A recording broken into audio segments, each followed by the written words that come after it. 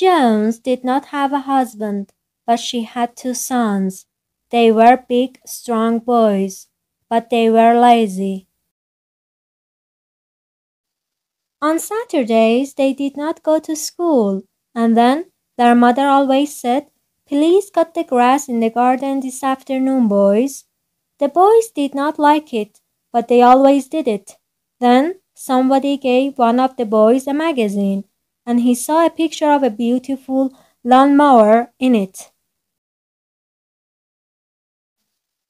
There was a seat on it, and there was a woman on the seat. The boy took the picture to his mother and brother and said to them, "Look, that woman sitting on the lawnmower and driving it and cutting the grass. We want one of those." "One of those lawnmowers?" his mother asked. "No," the boy said. "We want one of those women. Then she can cut the grass every week."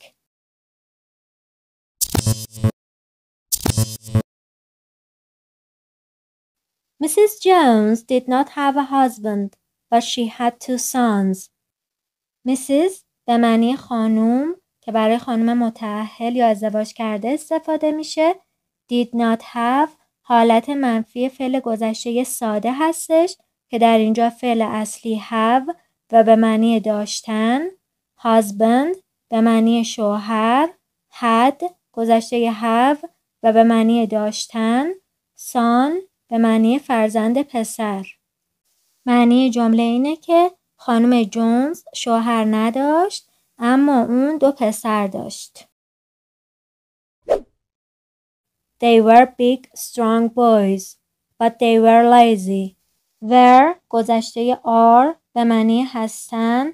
Strong به معنی قوی. Lazy به معنی تنبل. معنی جمله اینه که اونها پسرای بزرگ و قوی بودن اما اونها تنبل بودن. On Saturdays, they did not go to school, and then their mother always said, "Please cut the grass in the garden this afternoon, boys." Did not go حالت منفی فعل گذشته ساده هستش که در اینجا go فعل اصلیه و به معنی رفتن. said گذشته say به معنی گفتن. cut به معنی کوتاه کردن، بریدن. grass به معنی چمن. garden به معنی باغ، باغچه. معنی جمله اینه که شنبه ها اونها به مدرسه نمی رفتند، پس مادرشون همیشه می گفت پسرا لطفاً امروز بعد از ظهر علف های باغچه رو کوتاه کنید. The boys did not like it, but they always did it.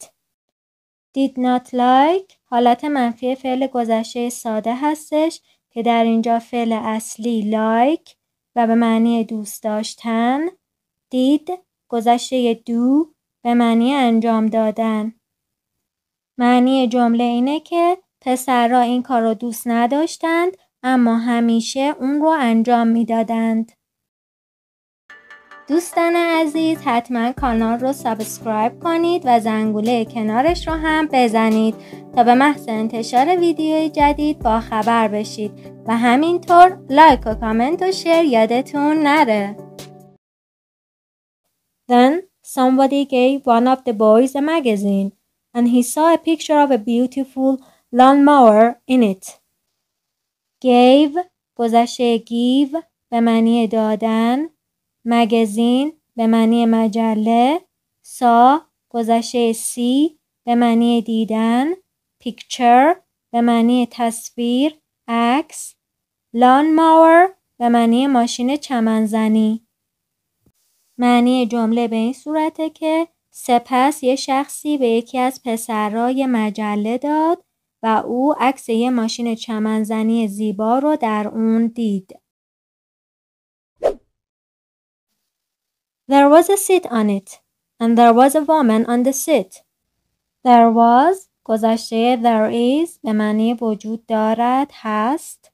sit به معنی صندلی.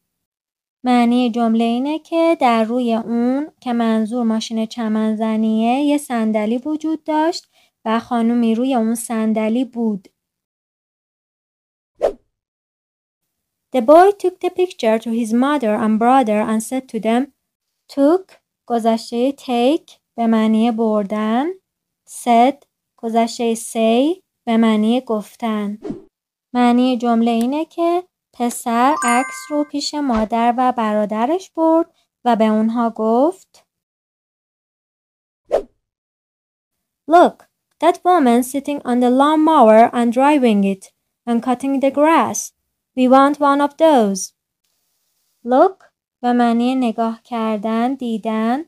woman sitting فرم کلیش به صورت is sitting هستش که فعل حالت حال استمراری داره و فعل اصلی sit به معنی نشستن.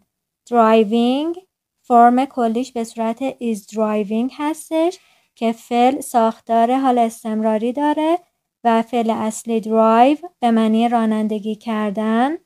cutting فرم کلیش به صورت is cutting هستش که فعل ساختار حال استمراری داره و فعل اصلی cut به معنی کوتاه کردن. want به معنی خواستن.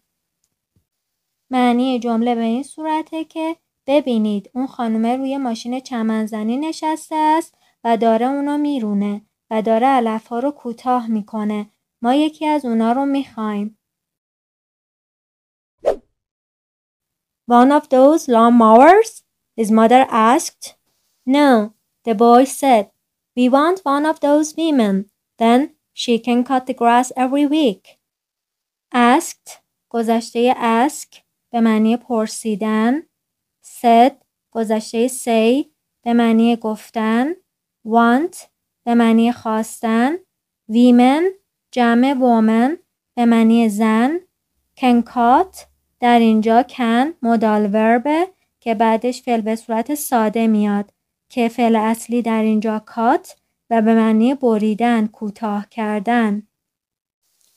معنی جمله اینه که مادرش پرسید یکی از اون ماشین چمنزنی ها؟